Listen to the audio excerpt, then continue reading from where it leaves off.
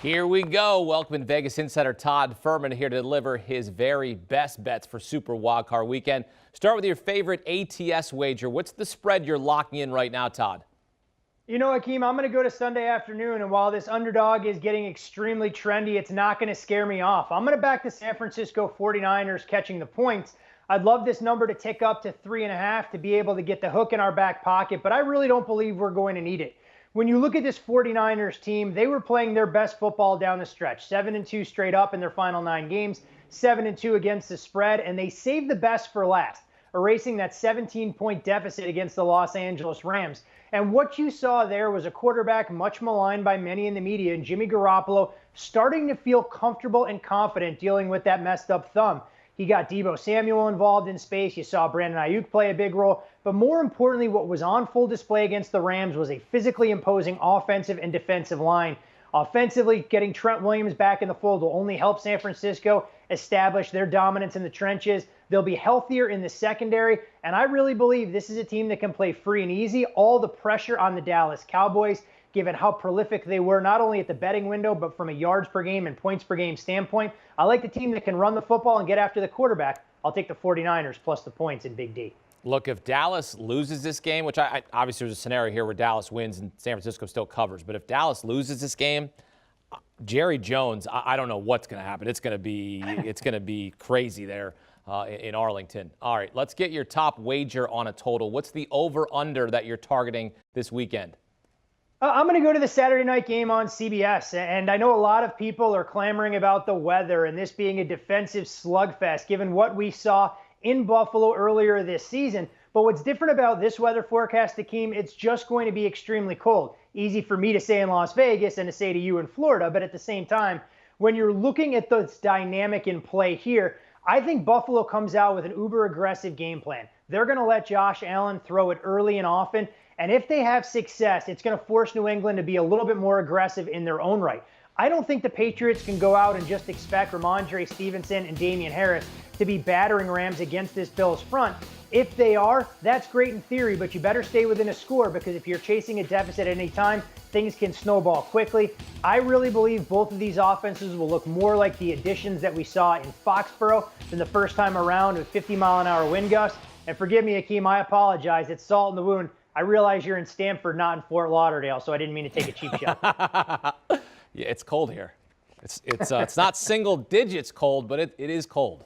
But it's okay. Hey, you remember the Winter Classic? They scored like 10 goals that game. So a very good point. I'm just trying, maybe like some, cross sport. Let's score a bunch of points here in Western New York. Hey, and perhaps someone will put the Wild in Wild Card Weekend and we'll get an upset. Todd, what's your favorite money line sprinkle?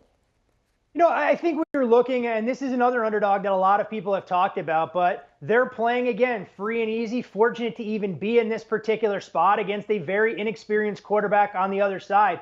So I'll take the Raiders on the money line. I think it's worth a small sprinkle here. Do I love the fact that the Raiders had to play 10 extra minutes of emotional football against the Chargers just to get to this point? Absolutely not. Do I love the fact that they're traveling across the country on 36 hours less rest than they'd be playing if they were going Sunday night against the Kansas City Chiefs? Of course not. But at the same time, Max Crosby has been a one-man wrecking crew along that defensive line. And if you look at his pass rush win rate against the Bengals the first time around, it was the single best performance that we'd seen him put forth all season long. In that contest, I know the Bengals found separation late, but Joe Burrow threw for less than 150 yards. It was more about Joe Mixon. I think Mixon will be essential to the Bengals having success here, but look for Casey Hayward to try and clamp down a bit on Jamar Chase. I think Derek Carr has waited his entire career for a stage this large, and when you can play without expectations, I really believe it makes you a scary out. I'll back the Raiders small on the money line here to pull off the upset against the Bengals. All right, we'll see about that. Now let's get your tippy top prop for Wild Card Weekend. What stands out to you? So much is being made about the weather in Buffalo, in New England, but arguably the worst forecast we're going to see for any of these 6 wildcard weekend games will be in Tampa early on Sunday with some wind, some rain, and I really believe both teams are going to have to commit to the ground game. So what does that mean? Philadelphia, more than comfortable running the football. That's their primary mode of moving it on the ground. But Tampa, with a healthier Leonard Fournette, assuming that he is able to go, means less opportunities to throw, especially deep shots for Tom Brady. So I look at his passing yardage number in the high 280s and really believe this is a byproduct of his season-long numbers. I think that's suppressed by the weather here. When you look at the fact he's down a couple of key cogs weaponry-wise, and Antonio Brown, and of course Chris Godwin, who was lost for the season with the torn ACL. This is more of a big man's game. I think you'll see 3 tight ends at times. You'll see Rob Gronkowski operating in 6 yards in a cloud of dust, and a significantly more balanced attack. So I'll take Tom Brady's passing yards under the total on Sunday. All right, so under 289.5 passing yards for Tom Brady. As you reminder here, what they did in back in their Week 6 matchup, Tom Brady and Jalen Hurts, and Tom Brady threw for 297 passing yards. Fans booed the Eagles. They weren't running the football enough, and then they started running the football wild up and down the field. Perhaps that'll be the game plan because the Eagles have not been good this season against playoff teams. 0-6 straight up in ATS against playoff teams.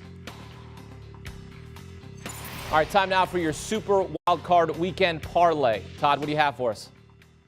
This will be a correlated parlay, and we'll go right back to the scene of the crime in Buffalo, New York, where I think the Bills' offense is too much for the New England Patriots to slow down. So rather than laying the points with the Bills, I'll back them on the money line, and I'll pair it up with my top total of the weekend, going over that number. I think this is a game plan where Brian Daboll lets Josh Allen throw the ball early and often. I actually like his over attempts in the high 30s quite a bit as well. But what's more impressive for Buffalo is we've seen Devin Singletary get involved and play a much bigger role over their final 2 regular season games, not only as a running back between the tackles, but as a receiver. I think Josh Allen, with a full complement of weaponry, even if J.C. Jackson is able to neutralize the effectiveness of Stephon Diggs, maybe we get the breakout performance we saw from Isaiah McKenzie again in Foxborough. Maybe it's Dawson Knox. Maybe it's Cole Beasley, Gabriel Davis. The list goes on and on. But I think this is a Bills offense that is poised to have a big-time performance. They'll get a win en route to the victory. I'll go over the total and pair it up with the favorite on the money line. A little correlated action there for Todd. Todd, thanks. Enjoy the games. Let's recap his selections for Super Wildcard Weekend. His best bets: 49ers getting 3 against the Cowboys. Over the total 44 between New England and Buffalo on Saturday night on CBS. Raiders on the money line, his favorite sprinkle at plus 190. Tom Brady go under 289.5 passing yards, and his parlay correlated Bills on the money line and the over between New England and Buffalo at 44. That's some nice value at plus 174 to hit on Super Wildcard Weekend. Do you want a sports network that delivers everything that matters about the game? The highlights, the picks, the instant analysis, no yelling, no fake debates, no politics. Hit the subscribe button and never miss a moment.